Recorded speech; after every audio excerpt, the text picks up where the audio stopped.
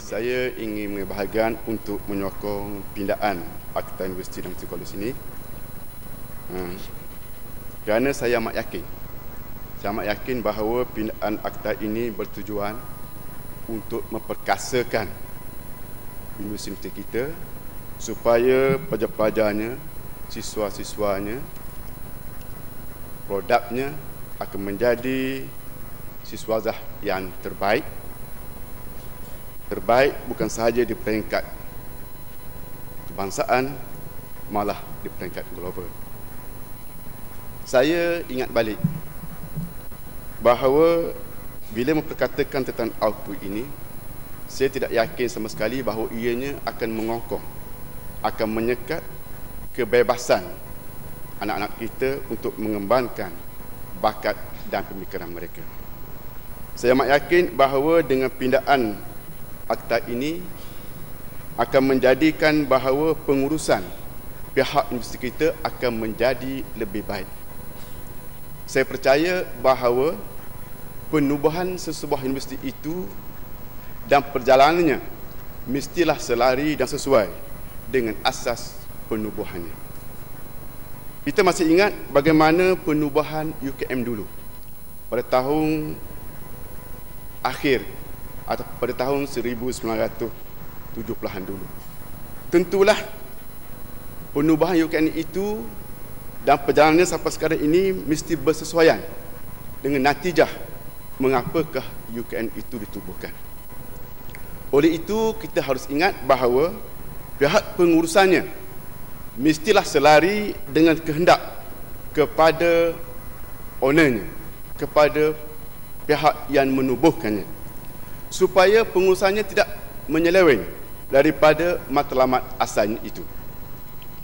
Oleh itu, pengurusan pihak universiti mestilah selari dengan pihak yang menubuhnya. Dalam konteks ini ialah pihak kerajaan. Kita tidak mahu bahawa pengurusan universiti itu diberi kebebasan 100% terpulang kepada pihak pengurusannya sehingga tidak dapat dikawal, sehingga tidak dapat dilihat bagaimanakah asas-asas penubuhannya itu. Oleh itu, ALKU ini sangat perlu supaya ianya selari dengan kehendak pihak penubuhannya itu. Walau bagaimanapun, saya amat yakin bahawa pihak kerajaan tentulah inginkan bahawa kebebasan akademik berjalan sepenuhnya di peringkat universiti itu. Demikian juga dengan pensyarah dan pelajarnya.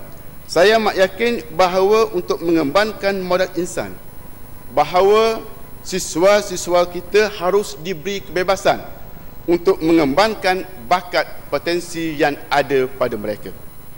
Kita tidak seharusnya mengokong dan menyekat, kerana sekatan yang ada akan membantutkan perkembangan yang ada pada mereka.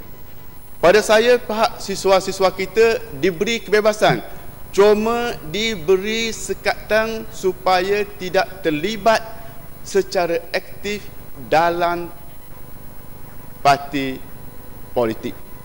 Kerana saya amat yakin bila masuk dalam gelanggang politik, kebenaran hanya ada di sebelah pihak sahaja.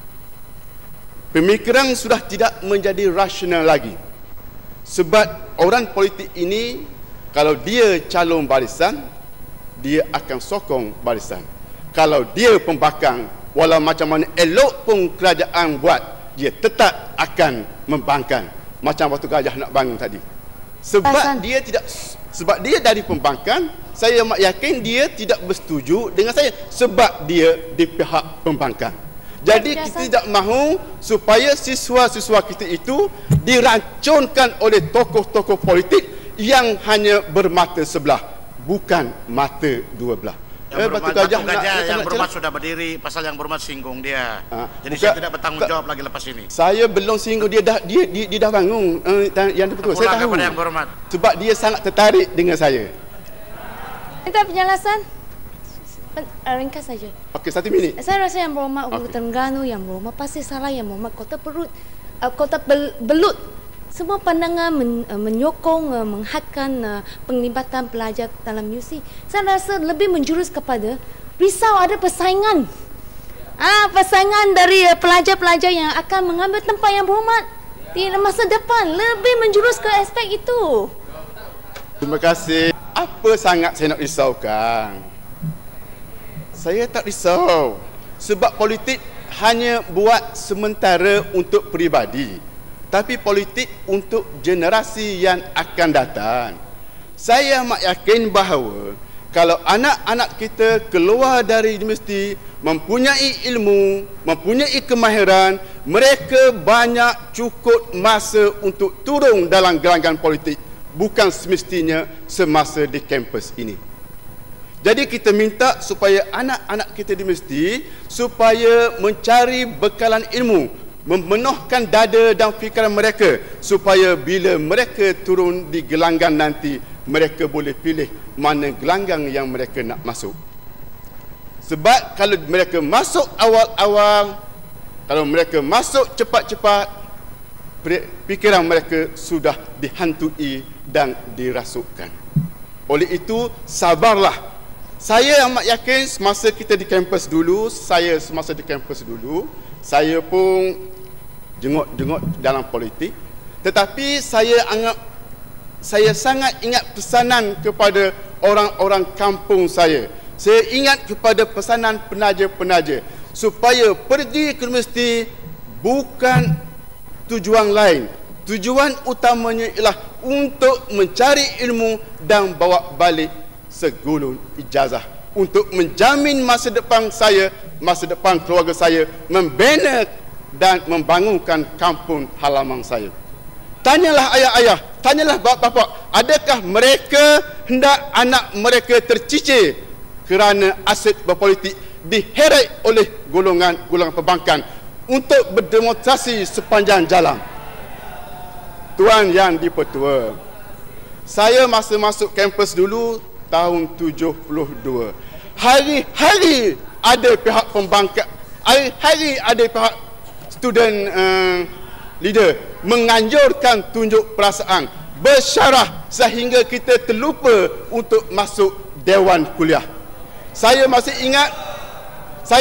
ingat tunjuk perasaan di AIA yang diketuai oleh Permatan Pauh. Kami duduk di atas kereta, jahanan kereta orang, tapi siswa bersorak tidak fikir perasaan tuan punya kereta tersebut.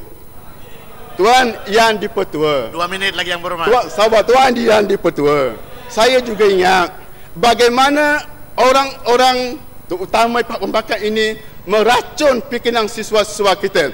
Sebagai contoh, tahun 1974 mereka berdakwah di kampus mengatakan bahawa berlaku kebuluran di Balin, sehingga kami siswi-siswi telah keluar beramai-ramai mengadakan tunjuk perasaan kerana terpedaya dengan hujah-hujah yang dikeluarkan oleh pihak-pihak yang berkepentingan.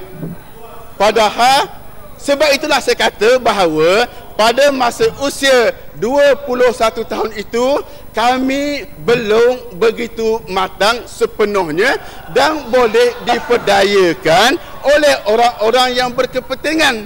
Sebab itu saya kata kepada siswa-siswa kita, sabar dulu, matangkan dulu, lepas itu turun ke gelanggang untuk mengambil bahagian dalam politik.